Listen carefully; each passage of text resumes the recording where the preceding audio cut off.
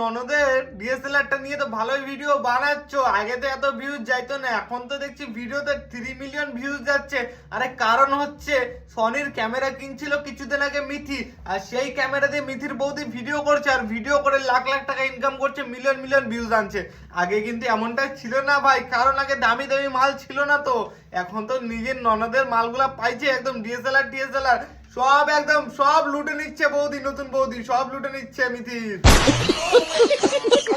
প্রজাপতির রঙিন পাখা আঁকছে ছবি কত, অঙ্গ ওঠে দুলে করে যে পাগল। মানুষের শস্যা ক্ষেতের ভিতরে শস্যা চুরি করতে গেছে এই মিথি আর মিথির বৌদি। দেখো ভাই, শস্যা ক্ষেতের ভিতরে ঢুকে ঢুকে ভিডিও বানাচ্ছে। এখন তো মনে হচ্ছে বাড়ির যত শস্যা লাগে সব মনে হচ্ছে এখান থেকে চুরি করে নিয়ে গেছে এরা। না হলে কি শস্যা ক্ষেতে ঢুকে ভিডিও করার পারমিশন এরা পায়? এরা ভালো করে জানে যে শস্যা বাগান ওখানে আছে, ওখানেই চলো, ওখানে ভিডিও করব আর শস্যা তুলে বাড়িতে এনে রান্না করব।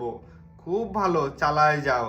ফলো করো কিন্তু তোমরা তাড়াতাড়ি করে, না হলে কিন্তু খুব বিপদে পড়বে।